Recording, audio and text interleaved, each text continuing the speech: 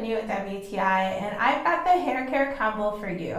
Carol's Daughter has a leave-in cream and a 7-oil hair blend that is amazing. It's a part of their Goddess Strength and Length system, and it really does just that.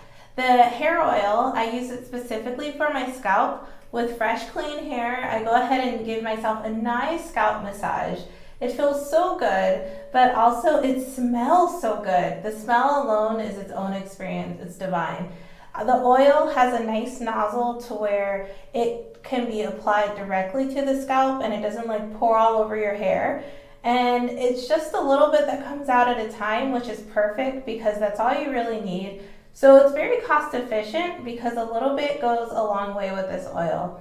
The leave-in cream, I'll put it on after I use my Carol's Daughter shampoo and conditioner, and that helps to detangle my hair. It leaves it manageable and soft, and then I can continue with whatever style I'm going to do, whether twist out or whatever, bantu knots, anything else I want to do after that. So this combo right here has really helped my hair flourish.